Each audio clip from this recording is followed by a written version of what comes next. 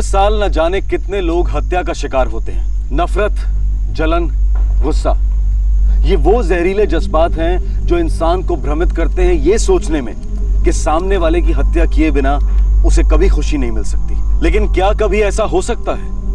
क्या कोई किसी को मौत की नींद सुलाकर खुद चैन की नींद सो सकता है? कानून अपनी सजा देने की ताकत से जुर्म पर अंकुश लगाने की कोशिश करता है, पर सच ये है कि जज्बात इंसानी सोच को पागल हाथी की तरह दौड़ा सकते हैं, जो इंसानियत को रौंद देते हैं और रहम को कुचल देते हैं। इन जज्बातों को पहचानना और सही वक्त पर उन पर काबू पाना जुर्म को रोकने का सबसे सही तरीका है। दुर्भाग्यवश चेतना और समझदारी की दस्तक कभी कभी वहशियत के तूफान में बहरी पड़ जाती है।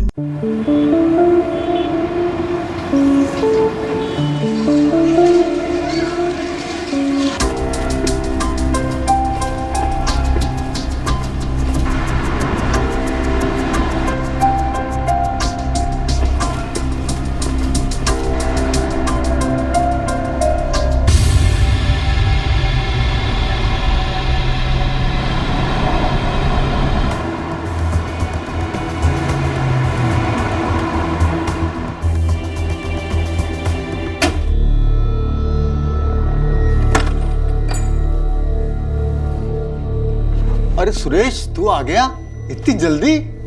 हाँ, वो डिलीवरी खत्म हो गई बापू, तो खाली बैठा क्या करता, सो घर चला आया।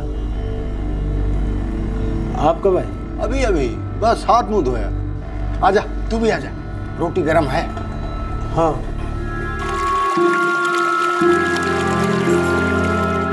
सरिता, आ तो। अब आ गए? चलो अच्छा हुआ, आज सब मिलके खाना खाएंगे। रोज रोज ऐसा कहाँ होता है। सरिता, जल्दी आ। मछली जल की रानी है, जीवन उसका पानी है। राजा बेटा, जा बाहर जाके पढ़। हाँ, जा बच्चा, शाबाश।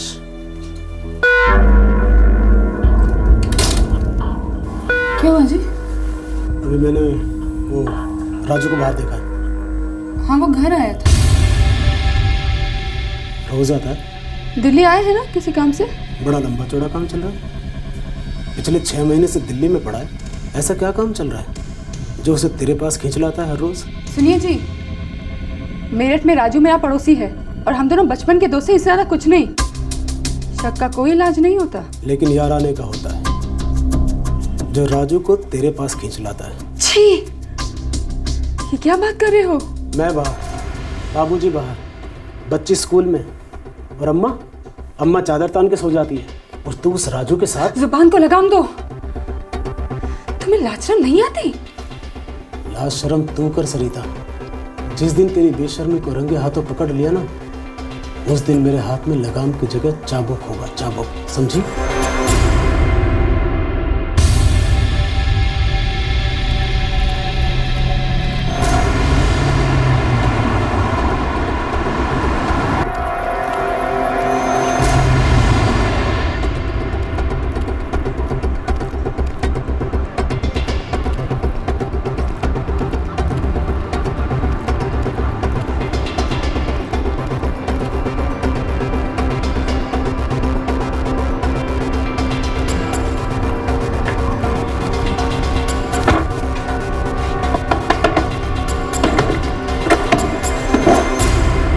अरे सुरेश बेटा, आज फिर काम जल्दी खत्म हो गया क्या? हाँ माँ।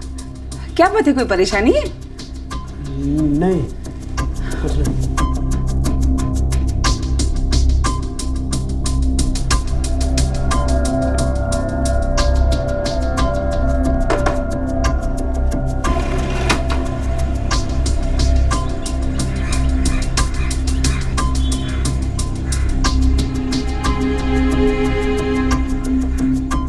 दिल्ली से लगा हुआ हरियाणा का फरीदाबाद शहर। इस शहर के एक ट्रांसपोर्ट ड्राइवर को शक हो गया था कि उसकी पत्नी का अफेयर चल रहा है, और दिन ब दिन इस शक का नासूर बढ़ता जा रहा था। हालात और गलतफहमी का माहौल बन गया था, और सुरेश को यकीन हो गया था कि हर दोपहर को उसकी पत्नी सरिता से मिलने उसका प्रेमी राजू आता है, जो मेरठ में उसका पड़ोसी हुआ करता था।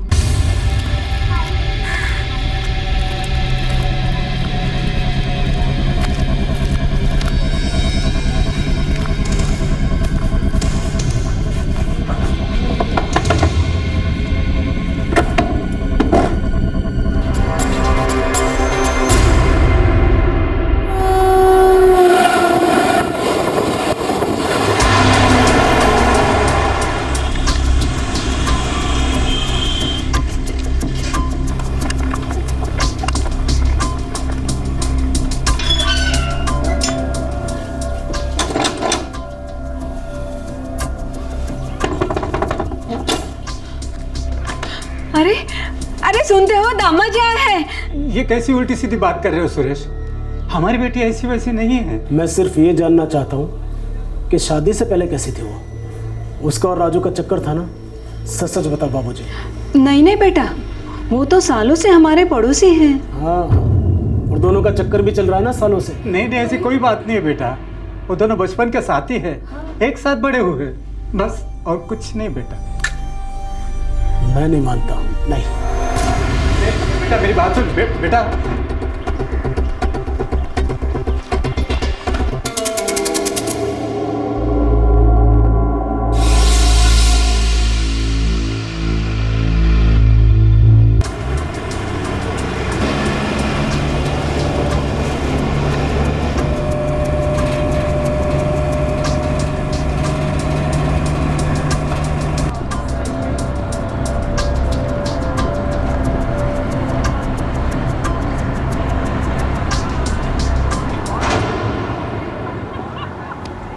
यार तेरा वहम भी तो हो सकता है, ऐसे ही जान पहचान होगी।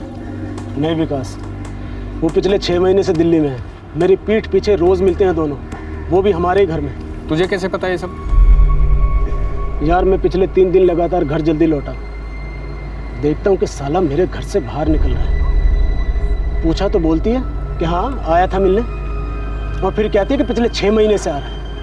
ऐसी नहीं होती बचपन की दोस्ती। तो धर ले साले को, सामने से पूछ ले। पूछ ले, अरे उसने भी वही कहना है, दोस्ती है और क्या। भाई ऐसे टेंशन में जी नहीं पाएगा तू, शक तुझे जला के राख कर देगा।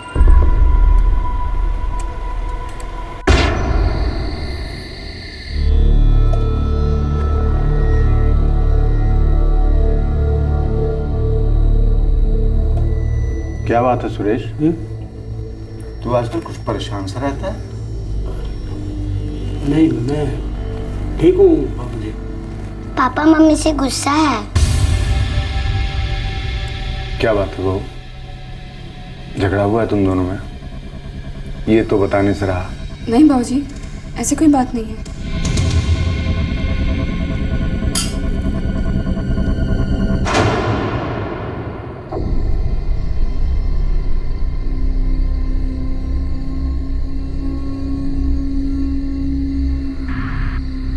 देख, दिल में रखने से बात बढ़ती है, जब बढ़ती है तो और बिगड़ जाती है।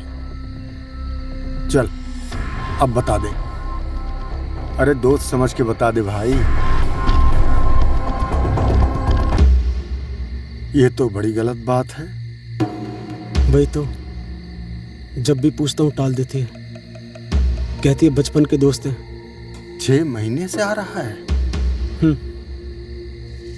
दोपहर को भी, जब घर पे कोई नहीं होता? जी बाबूजी। बस आज के बाद उसका नाम भी इस घर में नहीं लिया जाएगा।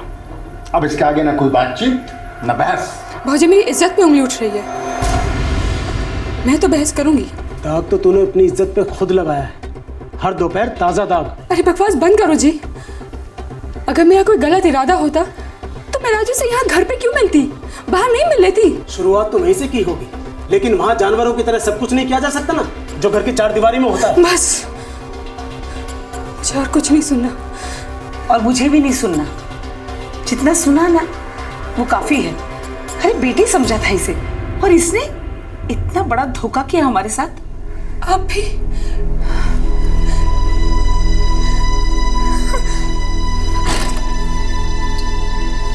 देख सुरेश, जिंदगी तेरी है, फैसला तुझे करना है, लेकिन इज्जत इस सारे घर की है।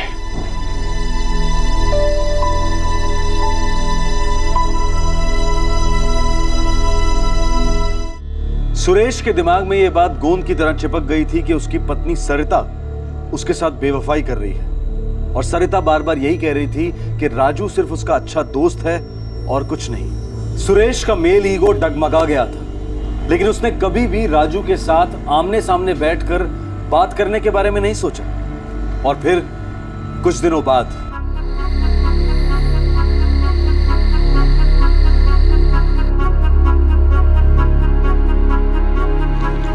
पापा घूमने जा रहे हो? मैं भी चलो साथ में। नहीं बेटा, किसी काम से जा रहा हूँ, सुबह लौटूंगा। कहाँ जा रहे हो जी, वो भी बिना बताए? बिना बताए काफ़ी कुछ हो रहा है इस घर में, और बताने के बाद भी। बोलो ना कहाँ जा रहे हो। बेकार की फिक्र दिखाने की ज़रूरत नहीं है, तुम्हारे लिए तो अच्छा ही है ना, टाइम है टाइम। समझ के बाबूजी चलता हूँ, सुबह तक वापस आऊँगा, रोहतक की डिलीवरी है। संभल के जाना बेटा, रात का वक्त है। बेफिक्र रहो।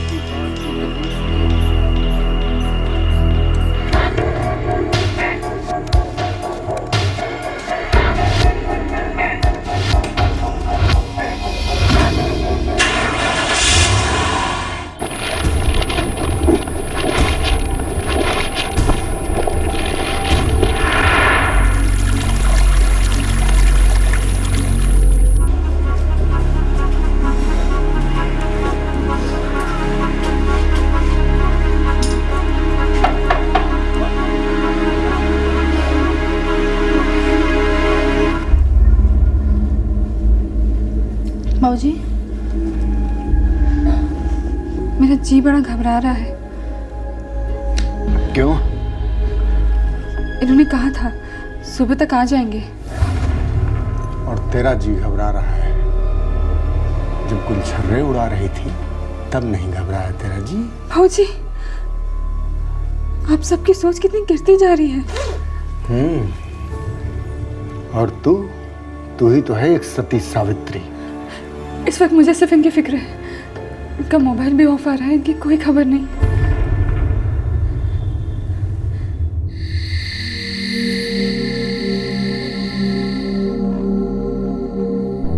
आपके द्वारा डायल किया गया नंबर स्विच ऑफ है। क्या हुआ जी? फोन अब भी ऑफ है, पता नहीं कहाँ फंसा है। फोन का है ऑफ है।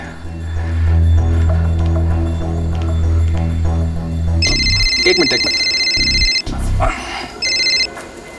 हेलो बेटा विकास, मैं सुरेश का बापू बोल रहा हूँ। पाए लागू ताऊ जी। बेटा सुरेश तुम्हारे साथ है क्या? नहीं तो ताऊ जी, वो तो रोहतक गया ना माल की डिलीवरी देने, बताया नहीं आपको? वो तो आज सुबह आने वाला था ना। पर वो लौटा नहीं है, तभी परेशान हूँ। मोबाइल भी ऑफ है। देख बहू, सच सच बता दे, कहीं तूने और तेरे यार राजू ने मेरे बेटे के साथ कुछ गलत तो नहीं कर दिया? बस बाबूजी बस, मैं आपके आगे हाथ जोड़ती हूँ, बस कीजिए। एक तो आप लोगों ने इतना गंदा इल्जाम लगाया मुझ पे, ऊपर से ये तो हद ही है बाबूजी। ये हद वद रख अपने पास। मुझे उस राजू के बच्चे का नंबर दे। बाबूजी मेरी बात सुनिए। नंबर दे।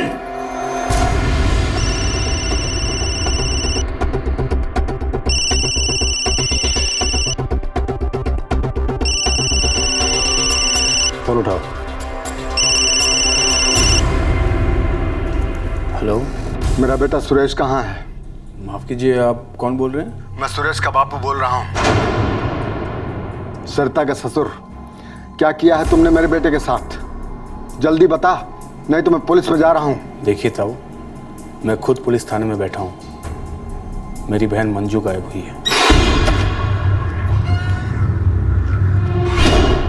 मैं वैसे ही बहुत परेशान हूँ और ऊपर से आप ये सब क्या बोल रहे हैं, मेरी कुछ समझ में नहीं आ रहा। मेरी बात सुन ले कमीने, अगर मेरे बेटे को खरोंच भी आई ना तो तेरी खैर नहीं, समझ लियो। आप बहुत गलत बात कर रहे हैं। आपके लड़के से मेरा कोई लेना देना नहीं है, समझे? दोबारा मत फोन कीजिए, मैं फोन रख रहा हूँ। कौन था?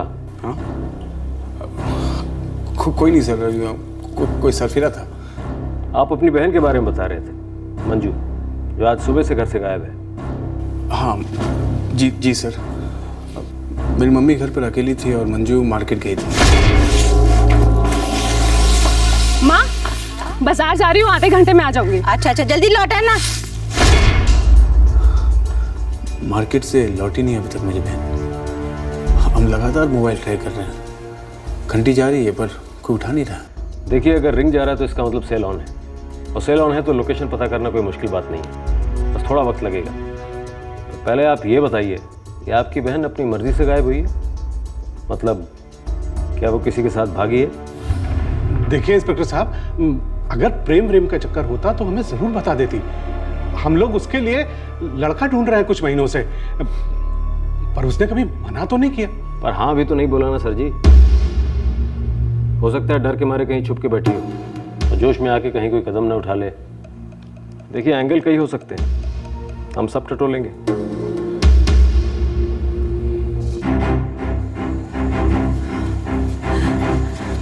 आप कहाँ जा रहे हैं? पुलिस थाने। और कहाँ? पुलिस थाने? लेकिन मम्मी, पापा को कुछ हो गया है? नहीं पता, मुझे सच में कुछ नहीं पता।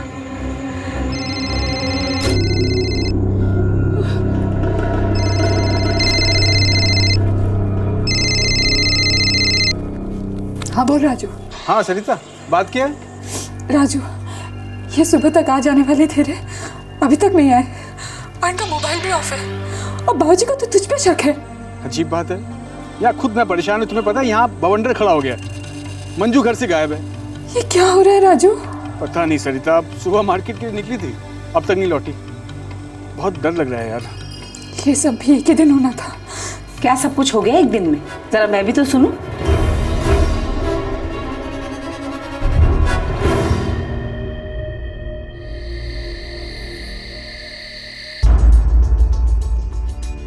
देखिए, वैसे मैं इतनी फिक्र कभी नहीं करता।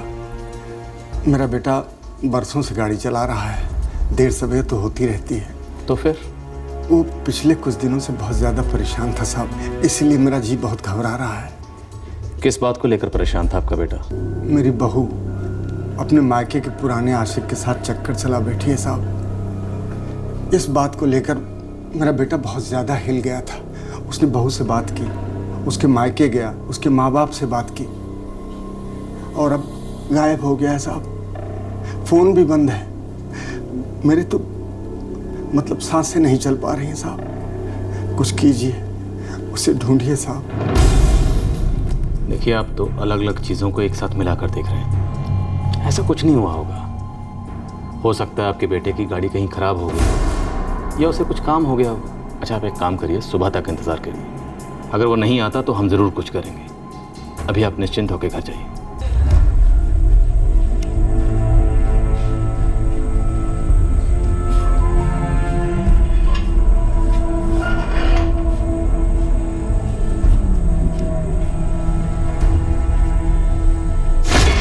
देख बेटा, सिर्फ एक बाप होने के नाते नहीं, एक मर्द होने के नाते कहता हूं, छोड़ दे बहू को, जाने दे सरिता को।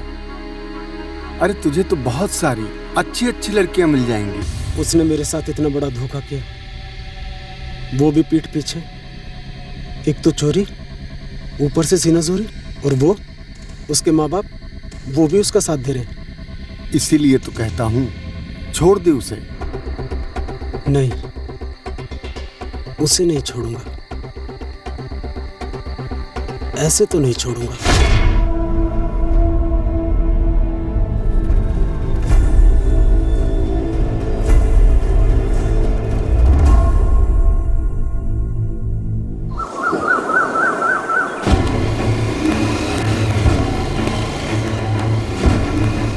अरे भाई सुनो, ये 16/143 कहाँ पड़ेगा? आगे गली से चौथा मकान।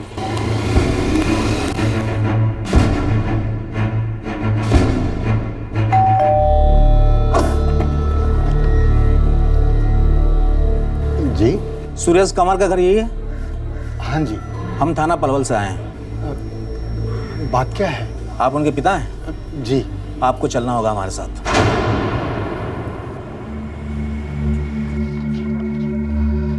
आइए।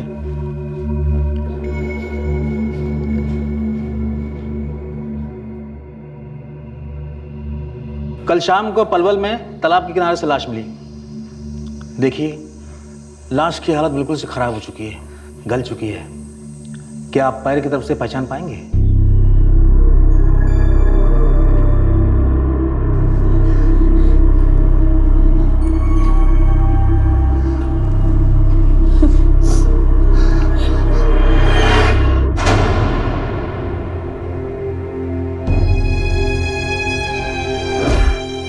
चलता हूँ बाबूजी। सुरेश, सुरेश।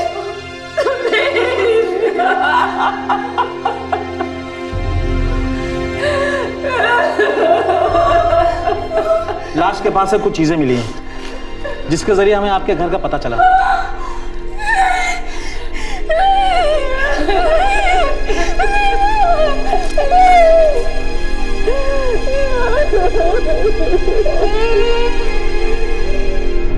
बहुत डिकम्पोजिशन सेटेंड हुई। मौत का कारण पता लगा पाए आप? ये गले पर कुछ उंगलियों के निशान हैं, ये शायद स्ट्रैंगुलेशन के हो सकते हैं, और चेहरे को कुचला गया है। कितने बजे की घटना हो सकती है, कुछ आइडिया? एग्जैक्ट टाइम बता पाना तो मुश्किल है क्योंकि लाश काफ़ी गल चुकी है। यही लगभग 48 घंटे बीत चुके होंगे। सर, सुरेश भी 48 घंटे पहले ही रोहतक के लिए निकला था। और लाश हमें मिली पलवल में। इसका मतलब ये है कि सुरेश निकला तो था रोहतक के लिए, पर उसका सफ़र पलवल में ही ख़त्म हो गया। फरीदाबाद का सुरेश अपनी पत्नी सरिता पर शक कर रहा था कि सरिता का अफेयर उसके बचपन के दोस्त राजू के साथ चल रहा है, और अब सुरेश की मौत की खबर आई थी, उसकी लाश मिली थी। दूसरी ओर राजू की बहन मंजू गायब हो गई थी। अब सवाल यह उठ रहा था कि क्या इन दोनों केसेस में कोई कनेक्शन है या फिर यह महज एक इत्तेफाक है। ये बहन का गायब होना वगैरह चाल है इनकी इंस्पेक्टर। मैं दावे के साथ कह सकता हूं कि मेरे बेटे का मर्डर इस राजू ने किया है, और मेरी बहू सरिता ने और उसके माँ बाप ने सब मिले हुए हैं। उनसे भी तो मिला था मेरा बेटा। मोहन जी, आप भावुक हो रहे हैं। देखिए, आपने अपना जवान बेटा खोया है, इसलिए आपके दिल पर इस वक्त क्या गुजर रही है मैं समझ सकता हूँ, लेकिन हमारे पास सबूत नहीं है, और फिर आपके बेटे की गाड़ी भी ट्रेस नहीं हुई है अभी। जलाकर फूंक दिया होगा मेरे बेटे की गाड़ी को, ठिकाने लगा दिया होगा, जैसे मेरे बेटे के साथ जो किया। मैंने समझाया था सुरेश को, छोड़ दे बहू को, नई शुरुआत कर, लेकिन उसने नहीं माना। धीरज रखिए। राकेश, सर। राजू, सुरेश की पत्नी सरिता और उसके माँ बाप सबको पेश करो। Yes sir.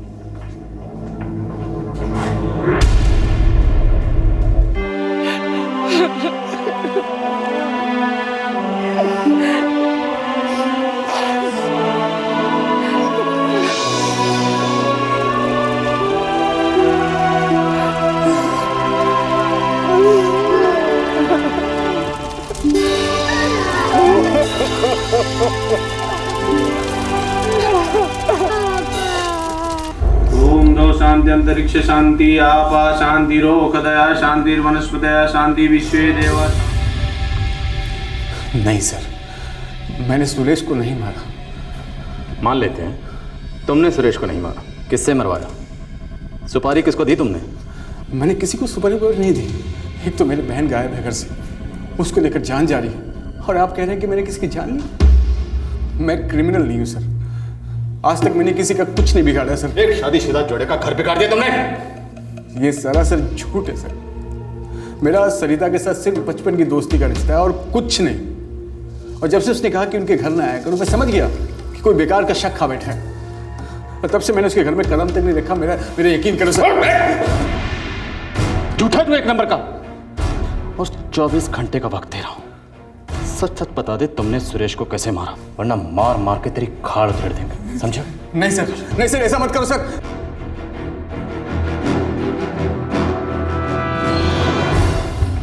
Sir, Meerut police ने राजू की बहन मंजू का सेल फोन लोकेशन ट्रेस कर लिया सर। लोकेशन है बदरपुर। सेल फोन ऑन है? नहीं sir, switch off. Sarita ji, माजरा क्या है? आपके पति सुरेश का मर्डर और आपके अच्छे दोस्त राजू की बहन मंजू का गायब होना, एक ही दिन, लगभग एक ही समय, क्या साजिश है? अच्छा दोस्त? वो सच में मेरा अच्छा दोस्त है सर। कम से कम आप ऐसे ताने मत मारिए, और ये कोई साजिश नहीं है। आप मुझसे ये सवाल बार बार क्यों पूछ रहे हैं? क्योंकि शक की सारी सुइयां सिर्फ एक तरफ इशारा करती हैं, आपकी तरफ। इसलिए मैं अपना सवाल एक बार फिर से दोहराता हूँ, गौर से सुनिएगा। आपने और आपके अच्छे दोस्त राजू ने मिलकर आपके पति सुरेश की हत्या कैसे करवाई? मुझे अपने पति की हत्या के बारे में कुछ नहीं मालूम। तो किसे मालूम है? आपके माँ बाप को? और कितने लोग शामिल हैं षड्यंत्र में? मुझे नहीं पता, मुझे नहीं पता, मुझे नहीं पता, मुझे नहीं पता, मुझे। लेके जा। जब तक सच ना बोले पूछते रहना। लेके जाओ। सरिता के माँ बाप को पेश करो। Yes sir. एक बात पहले ही बता देता हूं, जो भी बोलिएगा सच बोलिएगा। मैं सच कहता हूँ इंस्पेक्टर साहब, मेरी बेटी एक शरीफ औरत है। ये अफेयर, ये हत्या, ऐसी घिनौनी हरकत वो कभी नहीं कर सकती। तो कौन कर सकता है? आपकी बेटी का दोस्त राजू? ये सारी योजना उसने बनाई थी?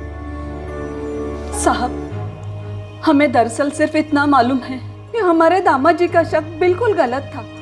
वो उस औरत पर शक कर रहे थे तो उसके बच्चे की माँ है।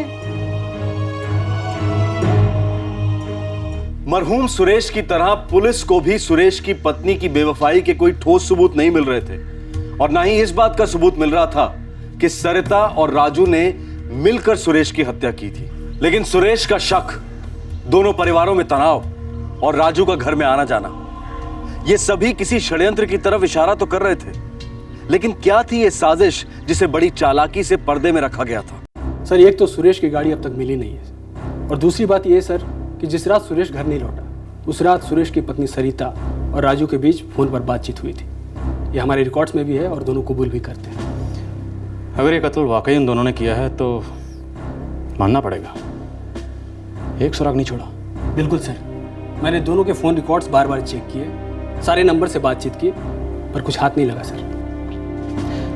राजू की बहन मंजू के केस का क्या हो रहा है? सर, वो भी सुरेश की गाड़ी की तरह ट्रेस नहीं हो पाई सर अब तक। एक बात मेरी समझ में नहीं आती, जब दो लोगों के बीच में अनबन होती है तो वो आपस में बातचीत करके बैठकर उस मसले का हल क्यों नहीं निकालते? और अगर फिर भी उस मसले का कोई हल नहीं निकलता तो उस रिश्ते को ख़त्म करें और ज़िंदगी में आगे बढ़े। लेकिन वो रिश्ते को ख़त्म करने के बजाय एक दूसरे की ज़िंदगी को ख़त्म करने के पीछे क्यों पड़ जाते हैं? ये बुद्धि उनके पास कहाँ से आती है? हमारा कानून मुजरिम को तो सज़ा दे सकता है, पर क्या हमारा कानून मुजरिम के दिमाग में घुसकर उस जज्बात को गिरफ्तार कर सकता है जो उसे भड़काता है, उसे जुर्म की तरफ धकेलता है? वो तब मुमकिन है सर जब इंसान के जज्बात कानून की कदर करें, और वैसा कभी होने से रहा सर। करेक्ट। तो सर FIR और चार्जशीट फाइल करें। सरिता, राजू और उसके माँ बाप के खिलाफ चार्जशीट फाइल करें।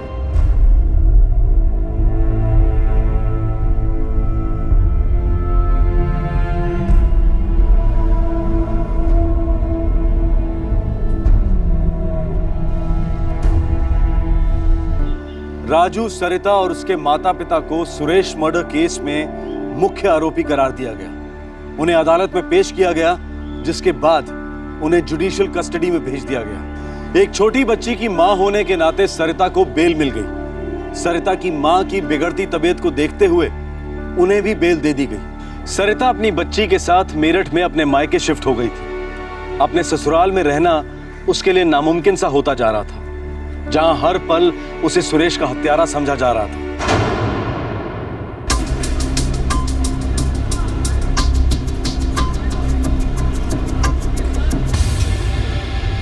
3434 ये तो भैया की गाड़ी है।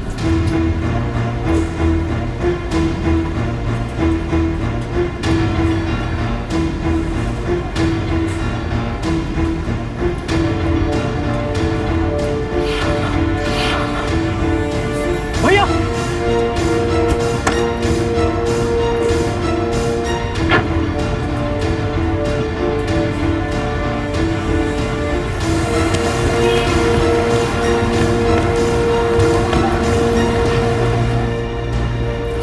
नरेश भैया,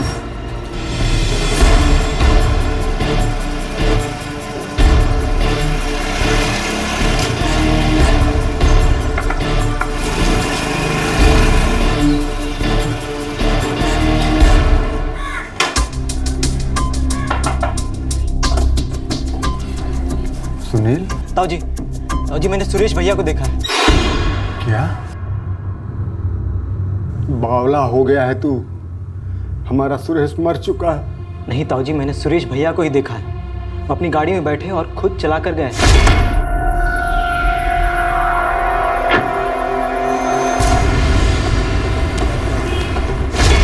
देख सुनील, सुरेश के जाने के बाद मेरी तबीयत तो ऐसे भी ठीक नहीं रहती है, कभी भी बुलावा आ सकता है।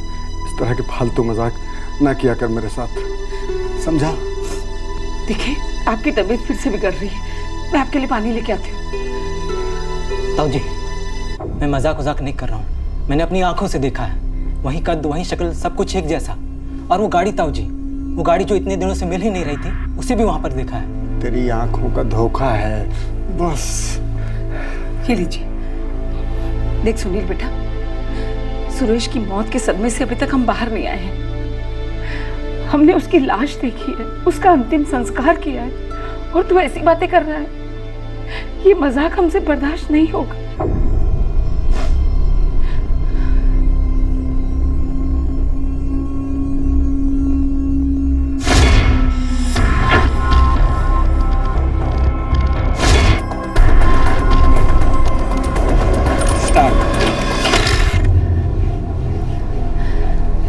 अब कैसा लग रहा है?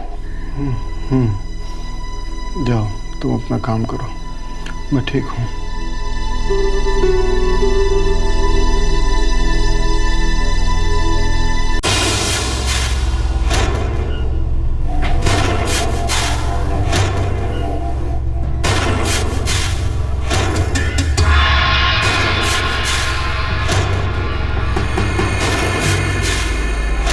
हेलो हेलो, ये क्या कर रहा है तू? क्या हुआ? क्या हुआ? तेरे चचेरे भाई सुनील ने तुझे देख लिया। ये आप क्या कह रहे हैं बापू? मैंने जैसे तैसे उसे पटा लिया, बोला किसी और को देखा होगा। तो वो मान गया? माने या ना माने, पर तू इतना समझ ले, अगर दोबारा ऐसा हुआ तो तेरी खटिया खड़ी होने वाली है। बच के रहना सुरेश, वरना बहुत बड़ी कीमत चुकाएगा तू।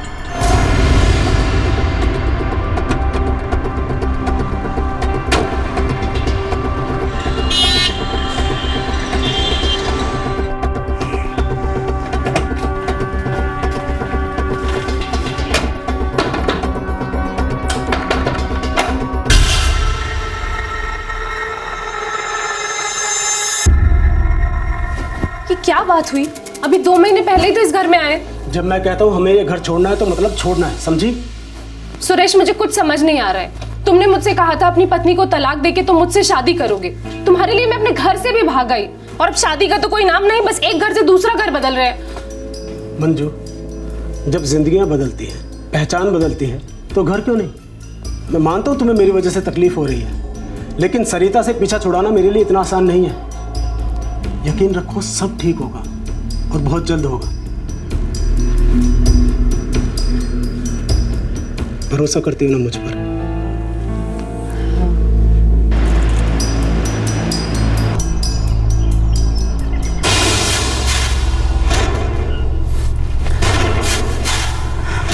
ये लीजिए। सुनिए,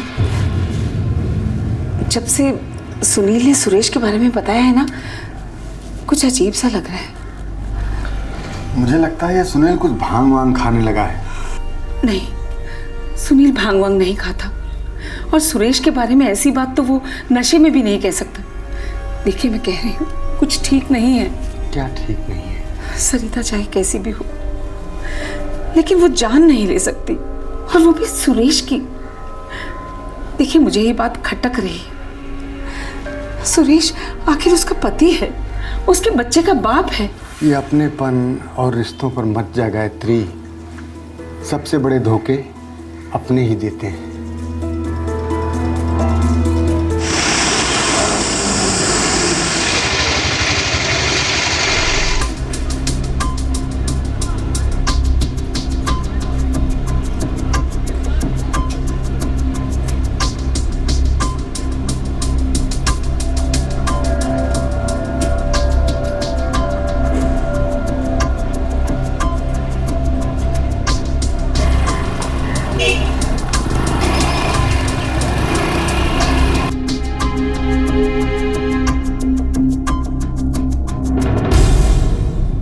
ऐसा कैसे हो सकता है? हुआ है सर, लेकिन मेरे ताऊ सदमे में हैं, यकीन ही नहीं कर रहे हैं। तुम भी सदमे में हो, तुम्हें वहम हुआ है, कोई और होगा? सर, मैं पागल नहीं हूँ सर, मैंने सच में सुरेश भैया को देखा है और उनकी गाड़ी भी, मारुति वैन को भी देखा है सर। अब डबल धोखा तो नहीं हो सकता सर मेरे साथ। मुझे लग रहा है कोई बहुत बड़ी साजिश चल रही है। सर गाड़ी यहाँ पे थी और मैं वहाँ पे था सर। मैं पक्का करने के लिए वो भैया हैं कि नहीं यहाँ तक पहुँचा, तब तक गाड़ी भैया स्टार्ट करके यहाँ से निकल चुके थे। मैं वहाँ तक उनका पीछा किया, यहाँ तक पीछा किया, तब तक गाड़ी बहुत दूर निकल चुकी थी सर। सुनील, अगर तुमने वाकई सुरेश को देखा है तो ये केस दोबारा खुलेगा। खुलना तो चाहिए सर। कोई ना कोई तो खेल खेल रहा है, या तो सुरेश भैया, या सरिता भाभी, या तो राजू। इस तरह की साजिश के लिए कोई तगड़ा कारण होना चाहिए। सबसे पहले मुझे उस कारण का पता लगाना होगा।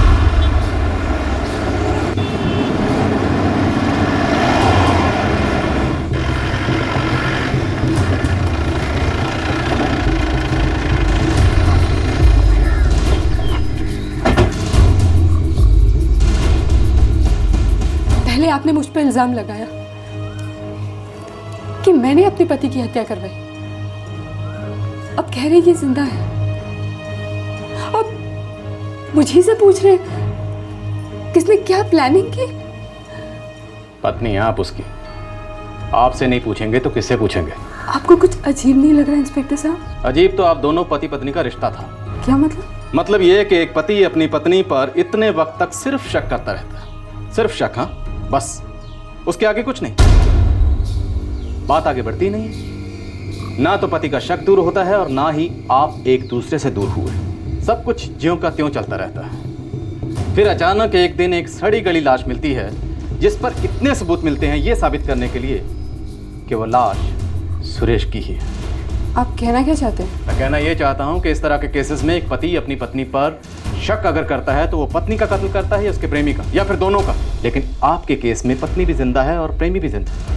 मारा गया सिर्फ पति। नियम थोड़े बदले बदले। ये सारा खेल क्या है? खेल? खेल तो तकदीर ने मेरे साथ खेला इंस्पेक्टर साहब। मैंने कभी कोई गलत काम नहीं किया। हमेशा अपने माँ बाप की बात मानी। माँ बाप ने पति चुना, फिर पति की बात मानी। बस एक गलती, बचपन की दोस्ती निभाई। अरे राजू तो मेरे लिए भाई जैसा है, तो ये रिश्ता मेरे लिए जहर बन गया और धीरे धीरे मुझे खाए जा रहा है। किसी की गृहस्थी उजड़ जाना खेल नहीं है, किसी की जिंदगी बर्बाद हो जाना खेल नहीं है। पूरा फॉलोअप करना किसी भी तरह से। ये सामने वाला घर राजू का है? जी सर। राजू की बहन मंजू भी उसी दिन से गायब है जिस दिन से सुरेश गायब हुआ। Correct sir. एक काम करो, मंजू मिसिंग केस का स्टेटस पता करो और मंजू की बैकग्राउंड डिटेल भी निकालो। Yes sir.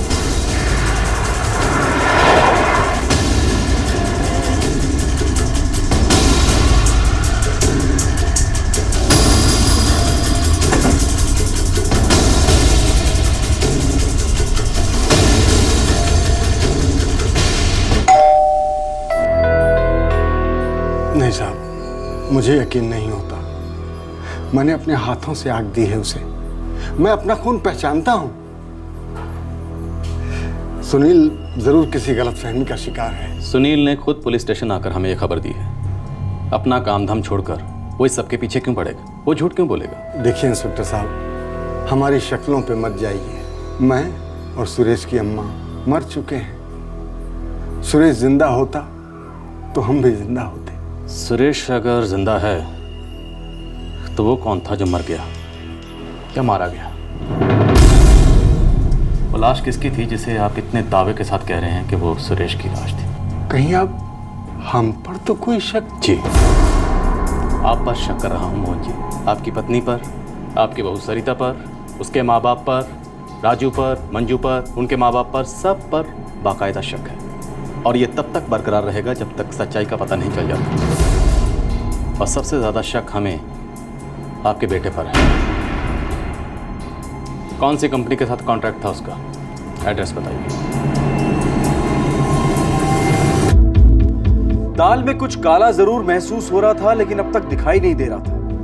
हत्या का यह केस षड्यंत्र के केस में तब्दील हो रहा था। और सबसे रहस्यमय बात थी वो लाश जिसका सुरेश की लाश समझकर दाह संस्कार कर दिया गया था। एक अहम सबूत की बस अस्थियां ही बची थी।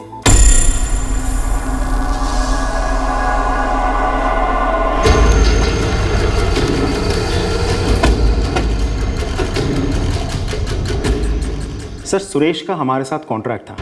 वो मिनरल पानी के बॉटल्स, कैंस वगैरह अपने वैन से ट्रांसपोर्ट किया करता था, लेकिन यही 2 महीने पहले बेचारे की डेथ हो गई। शायद नहीं हुई, हमें शक है कि वो जिंदा है। जिंदा है? फर्ज कीजिए आप उसे नौकरी से निकाल देते हैं, या वो अपनी मर्जी से नौकरी छोड़ देता, तो यहाँ से नौकरी छोड़ने के बाद वो और कहाँ नौकरी कर सकता था? मेरा मतलब है आपके कंपटीशन में और कौन है? सर, ये तो मैं नहीं बता सकता, लेकिन उसका एक खास दोस्त हुआ करता था, विकास। उसका भागीदारी समझिए। विकास? सुरेश जिंदा है? ऐसा कैसे हो सकता है सर? मैंने अपनी आंखों से उसे चिता पे देखा है। आंखें धोखा दे भी सकती हैं और धोखा खा भी सकती हैं। देखो, अगर सुरेश वाकई जिंदा है और कहीं छुपा बैठा है और तुम उसके बारे में जानते हो तो मुझे बता दो, वरना मुझसे डरो, क्योंकि अगर मुझसे नहीं डरोगे तो मरोगे। तुम्हारी लाश कहाँ जाएगी किसी को पता भी नहीं चलेगा। सर, राजू की बहन मंजू भी अब तक ट्रेस नहीं हो पाई है। उसका फ़ोन लगातार स्विच ऑफ आ रहा है। फ़ोन का लास्ट लोकेशन वही है सर, बदरपुर। सुनील ने सुरेश को जिस कॉम्प्लेक्स में देखा था वो भी वहीं है, बदरपुर में, राइट? Yes sir. सुरेश और राजू की बहन मंजू दोनों एक ही दिन गायब होते हैं और अब दोनों की लोकेशन भी सेम है, बदरपुर। सर, हो सकता है सुरेश उस बदरपुर के कॉम्प्लेक्स में किसी काम से गया हो। अब इस केस की चाबी भी हमें वहीं मिलेगी, बदरपुर में। सरिता, क्या कहूँ, किसने सोचा था हमारी बचपन की दोस्ती ये दिन दिखाएगी। मुझे माफ़ कर दे। इसमें तेरी क्या गलती है राजू? मैं दिन रात भगवान से प्रार्थना करूंगा कि पकड़वा दे, सुरेश को पकड़वा दे। जिसने हम सबकी जिंदगी खराब की है उसे उसकी सजा मिलनी चाहिए। नहीं रोती बेटा, नहीं रोती। मैं समझता हूँ तुम पे और रोशनी पे क्या बीत रही है, लेकिन एक बात ये भी समझ लेना बेटा, ऐसा आदमी जिंदगी में कभी अच्छा बाप नहीं बन सकता, अच्छा पति नहीं बन सकता।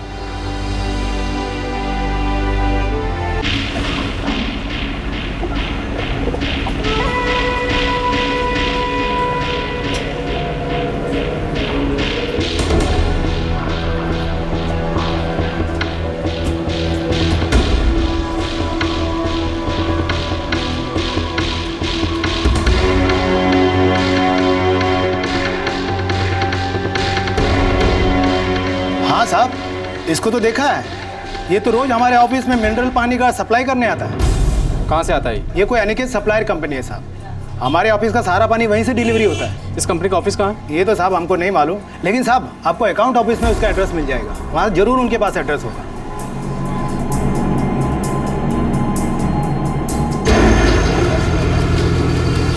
कमाल है सर, आदमी कितना ढीठ हो सकता है ना। दुनिया को ये मालूम है कि ये मर चुका है, और ये है कि मतलब मुझे ये सब कुछ बहुत ज़्यादा अटपटा लग रहा है सर। अटपटा तो है। अब इस राज से पर्दा तभी उठेगा जब हमें ये कंफर्म हो जाएगा कि सुरेश वाकई जिंदा है।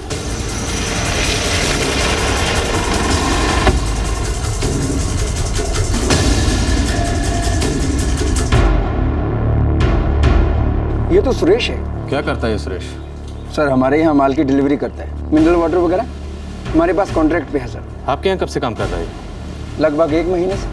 इससे पहले कहाँ काम करता था, कुछ बताया इसने? बोला पहले भी यही काम करता था, मिनरल वाटर की फैक्ट्री में सर। सुनील उस दिन ना तो नशे में था ना उसे कोई वहम हुआ था। उसने जिस शख्स को देखा था वो सुरेश ही था। मैनेजर साहब, हमें सुरेश की डिटेल्स चाहिए। ये रहा, ये राशन 16/143 प्रगति नगर, फरीदाबाद। ये उसके पिछले जन्म का एड्रेस है। फ़ोन नंबर चेक करो। फ़ोन नंबर भी सर पिछले जन्म का है। उसके लास्ट के पास जो नंबर मिली थी वही है, स्विच ऑफ। मैनेजर साहब, ये उसका लेटेस्ट एड्रेस नहीं है, कोई और एड्रेस है आपके पास? जी नहीं सर, हमारे पास यही है जो उसने दिया है। जो फ़ोन नंबर आप बता रहे हो वो इस वक्त मौजूद नहीं है, तो आप उससे कांटेक्ट कैसे करते हैं? हमें उसे फ़ोन करने की कभी ज़रूरत ही नहीं पड़ती। टाइम टू टाइम आता था, परफेक्ट काम करता था और शिकायत का कभी मौका ही नहीं मिला। रोज़ कितने बजे आता है? सुबह 9:30 बजे रिपोर्टिंग होती है सर, लेकिन अभी वो 1 हफ्ता नहीं आएगा। क्यों? सर वो परसों आया था, बोला 1 हफ्ते की छुट्टी लेकर जा रहा हूँ, काम पर नहीं आऊँगा। सर परसों ही तो सुनील ने देखा था सुरेश को कॉम्प्लेक्स के बाहर।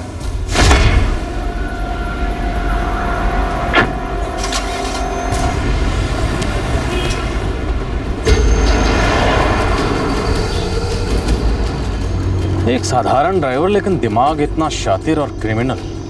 बिल्कुल सर, चाल पे चाल चल रहा है। मुझे लगता है कि सर उसको भनक लग गई कि हमें उसका पता चल गया। मतलब कोई उसे टिप दे रहा है? सर सबसे पहले ये बात मैंने ताऊजी और ताईजी को बताई थी और उसके बाद आपको, और इसके अलावा और किसी को नहीं। ठीक है, तुम जा सकते हो। ठीक है सर। हम सुरेश के पिता को इस बारे में अलर्ट नहीं करेंगे। उन्हें इस बारे में कुछ पता नहीं चलना चाहिए। हो सकता है वही सुरेश को टिप दे रहे हो। मैं उनका फ़ोन रिकॉर्ड्स मंगवाता हूँ सर। फौरन। सर सुनील के खबर देने के ठीक 15 मिनट बाद सुरेश के पिता ने इस नंबर पर बात की है सर। पता करो किसका नंबर है। Yes sir. The number you have dialed is currently switched off. अब तक तो सुरेश ने अपना नंबर बदल लिया होगा। सर मैं इस नंबर का लास्ट लोकेशन ट्रेस करता हूँ। तो ये लेटेस्ट नंबर है जहाँ सुरेश के पिता ने फ़ोन किया है। Yes sir. अगर वो सुरेश के टच में हैं, जो कि वे होंगे ही होंगे, तो सुरेश इन्हीं नंबरों में कहीं छिपा हुआ है।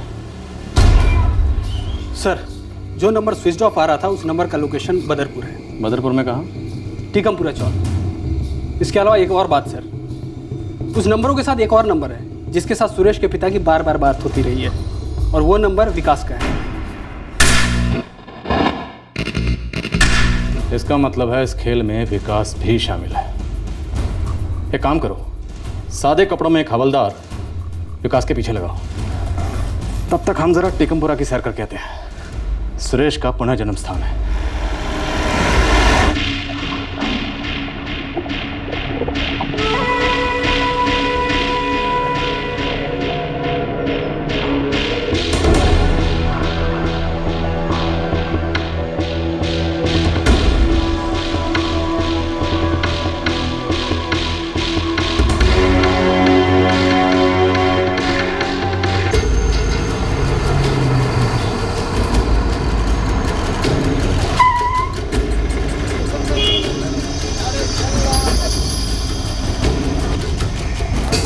पहचानते हो? मुश्किल है सर, लेकिन एक बंदा है जो सही पहचानेगा। कौन? कादिर भाई। वो यहाँ मकान किराए पर देता है। इस बस्ती को समझ लो साहब, उसने अपने अंदर घोट रखा है। हर चीज़ के बारे में खबर रहती है उससे साहब। जनाब ये तस्वीर सुरेश कंवर की है।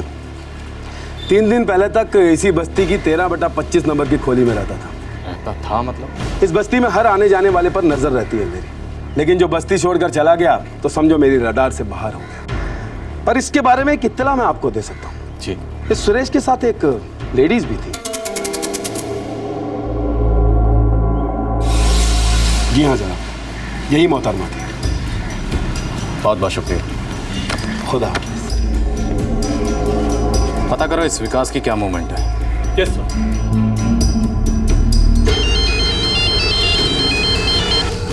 एक मिनट भी नजर हटी नहीं है साहब। इस वक्त बस के अंदर है साहब। पूछो कहाँ? कौन सी बस में हो तुम? बल्लभगढ़ की ओर जा रहे हैं साहब। ठीक है, हम लोग पहुंच रहे हैं, तुम लगे रहो। कांस्टेबल राम सिंह से कहो कि एक टीम लेकर सुरेश के पिता के घर जाए और कोई ड्रामा नहीं है। चुपचाप जाएं और उसे उठाएं, और उसका मोबाइल भी। जी सर।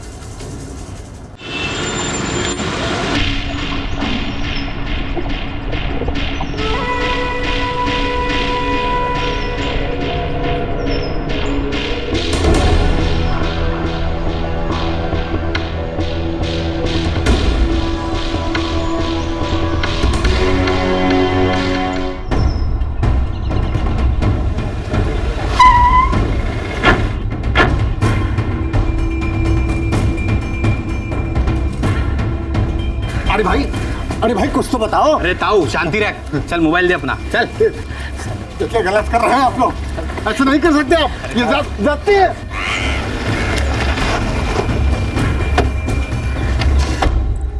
खतरा है? क्या मतलब खतरा है? किससे खतरा है? सुरेश अभी के अभी बताओ मुझे। टाइम आने पे सब कुछ बता दूंगा मंजू, अभी कुछ मत पूछ। तुम्हारी बात सुन इधर। देखिए फालतू की नोक झोंक का टाइम नहीं है, तुम लोग फटाफट निकलो यहाँ से। तेरे चचेरे भाई सुनील ने सारा प्लान चौपट कर दिया अपना। सुरेश मैं घर जा रही हूँ, मुझे नहीं लगता तुम्हें मुझसे शादी करनी है। खिलवाड़ कर रहे हो तुम मेरे साथ। मैं जा रही हूँ मेरठ। मंजू सुन, एक तो उस बेवकूफ सुनील की वजह से वैसे हम पर मुसीबतों का पहाड़ टूट पड़ा है।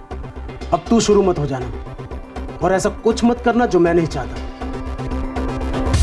और अगर ऐसा कुछ किया ना तो फिर तू एक ऐसे सुरेश को देखेगी जो तुझे नहीं देखना चाहिए, समझी?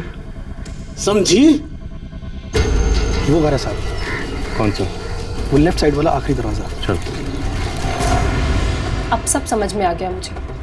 तुमने मुझे फंसाया है सुरेश, मुझे अपने घर से भागने पर मजबूर किया, अपनी पत्नी से तलाक लेने का झूठा वादा किया तुमने। पर तुम्हारा इरादा कुछ और ही है सुरेश। बताओ मुझे क्या इरादा है तुम्हारा? अरे एक बार यहाँ से निकल गए तो सारी राम कहानी सुनाऊंगा ना तुझे। अभी फिलहाल अपने मुंह पर पट्टी बांध कर रख, समझी? तू जानता है किसी को यहाँ? नहीं तो रुक देखता हूँ।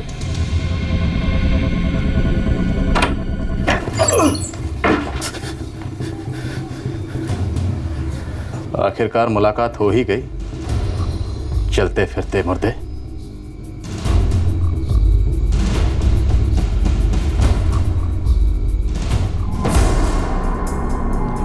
एक बार तो तुम मर चुके हो, दोबारा मरोगे तो किसी को फर्क नहीं पड़ेगा। देख बेटा, सिर्फ एक बाप होने के नाते नहीं, एक मर्द होने के नाते कहता हूं, छोड़ दे बहू को, जाने दे सरिता को। अरे तुझे तो बहुत सारी अच्छी अच्छी लड़कियां मिल जाएंगी। उसने मेरे साथ इतना बड़ा धोखा किया, वो भी पीठ पीछे। एक तो चोरी, ऊपर से सीनाजोरी, और वो उसके माँ बाप, वो भी उसका साथ दे रहे। इसीलिए तो कहता हूं, छोड़ दे उसे। उसे नहीं छोड़ूंगा, ऐसे तो नहीं छोड़ूंगा। तो क्या करेगा? मार डालेगा उसे, तभी मिलेगी तेरे कलेजे को ठंडक। उससे नहीं, अपने आप को मार डालूंगा।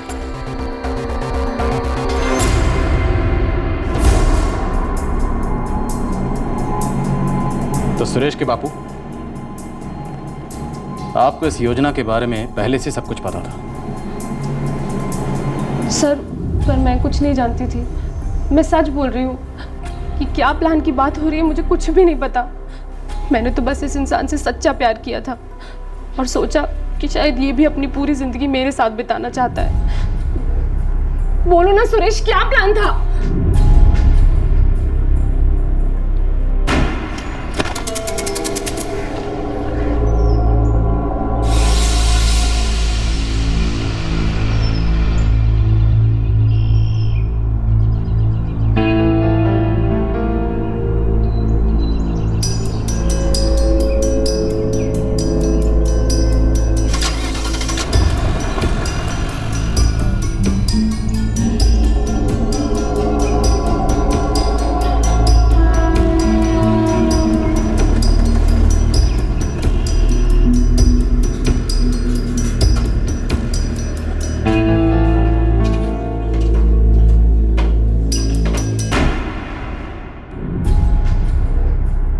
सर मुझे पता था कि सुरेश हमारी पड़ोसी सरिता का पति है, पर मुझे ये बिल्कुल भी नहीं मालूम था कि इसे अपनी पत्नी पर शक है, कि उसका मेरे भाई राजू के साथ अफेयर है। सर मुझे राजू से बदला लेना था, उसे दर्द देना था, इसलिए मैंने उसकी बहन से प्यार का नाटक किया और उसे अपने पूरे प्लान का हिस्सा बनाया। तुम अपनी पत्नी को दर्द देना चाहते थे क्योंकि तुम्हें लगता था कि उसका और राजू का अफेयर चल रहा है। वो मुझसे झूठ पर झूठ बोले जा रही थी, राजू के साथ गुलछर्रे उड़ा रही थी और कहती थी कि कुछ नहीं है। तुम राजू और सरिता को एक केस में फंसाना चाहते थे, इसलिए तुमने खुद अपनी ही मौत का नाटक रचा। अपनी पत्नी से इतनी नफरत, और वो बच्ची, उसने तुम्हारा क्या बिगाड़ा था? वो तो तुम्हारा अपना खून था, उसकी जिंदगी क्यों बर्बाद कर दी तुमने? सरिता के चक्कर ने मुझे कुचल दिया था सर, और मेरी जगह कोई भी होता तो यही करता। मैं चुप नहीं बैठना चाहता था। तो अलग हो जाते अपनी पत्नी से, खत्म कर देते इस शक और बहम के पागलपन को। ये घिनौनी हरकत करने की क्या जरूरत थी? अलग हो जाता तो मैं हार नहीं जाता सर, लेकिन हारना तो उसे चाहिए था, तड़पना तो उसे चाहिए था। मुंह उसने काला किया था, मैंने नहीं सर। देख बे, तू सरिता के घर जाके अपना मुंह खोला है और सरिता का और तेरा 36 का आंकड़ा चल रहा है, तो जाहिर सी बात है कि राजू को तो ये पता लग गया कि तुझे उन दोनों पे शक है। वो तो उसे सब कुछ बताती ही होगी। अगर अब सरिता को कुछ हुआ ना तो तू गया अंदर, पुलिस सीधा तुझे अंदर डाल देगी क्योंकि राजू सीधा तेरा नाम लेगा। मैं उसे छूंगा तक नहीं। हाँ, राजू को कुछ हुआ तो सरिता मुंह खोल देगी। मैं उस कुत्ते को भी नहीं मारूंगा। तो बचा कौन बे? सुरेश, जैसा तू सोच रहा है क्या वाकई में ऐसा होगा? बाबूजी, मैंने एक अरसे से इस बारे में सोच रखा है और विकास को काम पर भी लगा दिया है। वो लाश किसकी थी?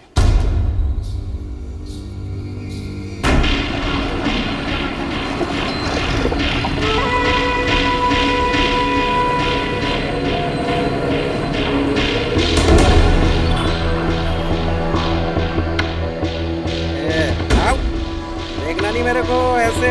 आओ।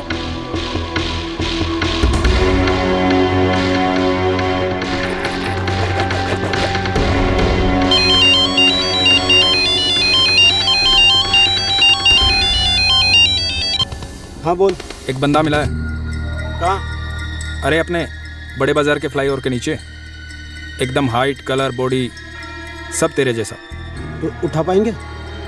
हाँ हाँ, फुल टल्ली है, उठा पाएंगे यार, तू आ जा।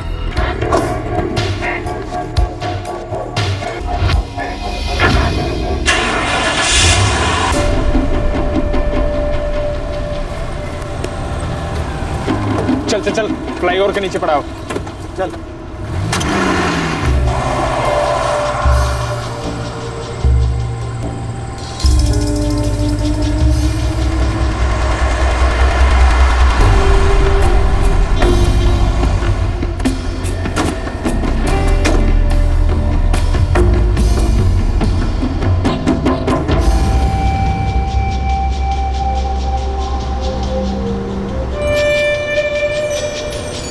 उठ बे। उठ। अबे यहाँ सोना मना है। अबे ये तेरे बाप की जगह, नाम लिखा है इसमें तेरा। अबे साले तेरी भलाई के लिए बोल रहे हैं, पीछे पुलिस वाले शराबियों को पकड़ रहे हैं। अबे वो तो हम भी देंगे सब कुछ, अच्छा अच्छा खाना पीना, दारू भी दारू। अरे अभी तो मेरी शादी भी नहीं हुई है भाई, मुझे काहे दामाद बना रहे हो भाई? हट जा। अबे इतने दिनों से यहाँ पड़ा हूँ, किसी कुत्ते ने भी आके नहीं पूछा, और तू मुझे काहे भाई? हम तेरे जैसे लोगों की मदद करते हैं, समाज सेवा। चल। ऐसा है क्या? चलो भाई, अपना क्या, कहीं भी चलो। हाँ। इधर चलो, उधर चलो। एक मिनट भाई, तुम कोई ऐसे वैसे लोग तो नहीं हो जो मुझसे कुछ उल्टा सीधा करवाना चाहते हो? ठीक है, जो करवाना है करवाओ, लेकिन उसके पैसे लूंगा और साथ में एक पवा दारू भी, बस। हाँ ठीक है, देंगे ना। चला जा। हाँ। आ बैठ। चल किधर? चल।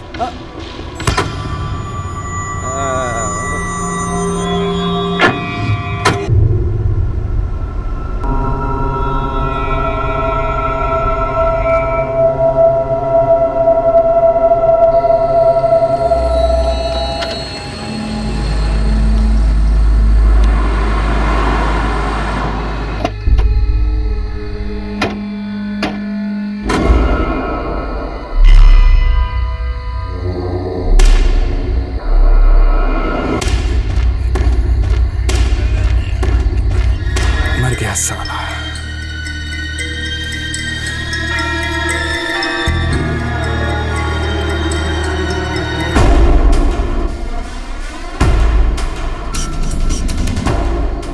मैंने बापू से बोल दिया है कि माँ से चू तक न करे, बस लाश देख के पुलिस वालों से बोल दे कि सुरेश की। फिर साला किसी का बाप भी ये नहीं पता लगा पाएगा कि लाश किसकी है।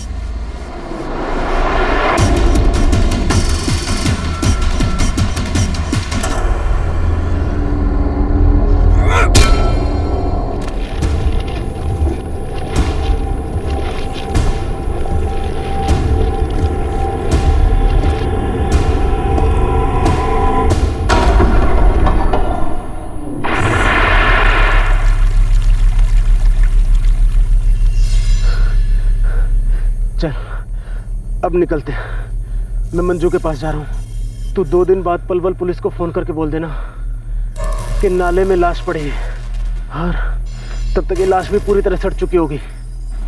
चिंता ना कर, फोन कर दूंगा। चल निकलते हैं जल्दी।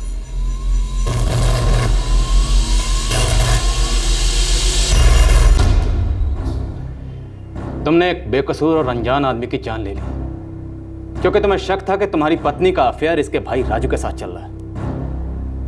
तुमने एक आदमी की जान तो ली, लेकिन कितनी जिंदगियों को जीते जी मार डाला। कुछ एहसास है तुम्हें इस बात का? वैसे अगर हम तुम्हें अभी जिंदा दफना दें तो लकड़ी और घी का काफी खर्चा बच जाएगा, और तुम्हारी लाश पर कोई रोने वाला भी नहीं होगा, तुम्हारी अपनी बच्ची भी नहीं। लेके जाओ इन्हें, कोर्ट में पेश करेंगे। चलो।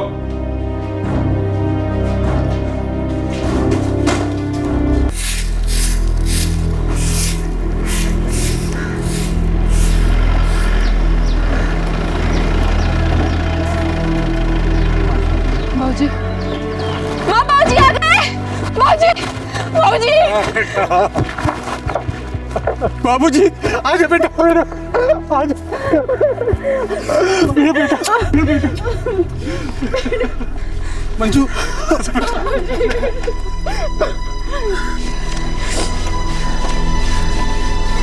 आप सब लोगों के साथ बहुत बुरा हुआ है, बहुत भुगतना पड़ा है आपको, और कुछ गलती हमसे भी हुई है, इसलिए माफ कीजिएगा।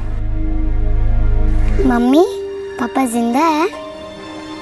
हाँ बेटा। सरिता जी जी एक बात पूछ सकता हूँ? जी। जब आपको पता था कि आपके पति का शक बेबुनियाद है, आपने कुछ गलत नहीं किया, वो खामखा आप पर शक कर रहे थे, फिर भी आप उनके साथ रह रही थी। आप ऐसी कोई शादी बताइए जिसमें कोई अनबन ना हो। मुझे लगा था कुछ ही दिनों की बात है, इनका शक दूर हो जाएगा, अरे ये तो खुद ही मुझसे कितने दूर हो गए।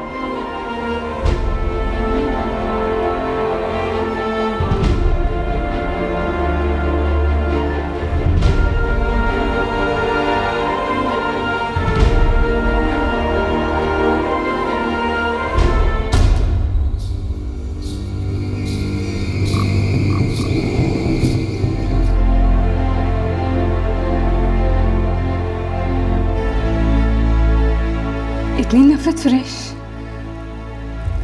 हमारी जिंदगी के कितने अच्छे दिन थे, वो तुम्हें कभी याद नहीं आए? तुमने रोशनी के बारे में एक बार भी नहीं सोचा? मैं उसके सवालों का क्या जवाब दूं सुरेश? आखिरकार तुम जीत ही गई सरिता। अब तो डंके की चोट पर राजू के साथ मजे उड़ाओगे। अब तक तो चुपके से शादी भी कर ली होगी तुम दोनों ने। मेरी शादी हो चुकी है, और वो भी सिर्फ तुमसे। अग्नि के सामने साथ जीने मरने की कसमें खाई थी हमने। काश उस आग में मैं तुम्हारे इस वहम को भी जला के राख कर पाती।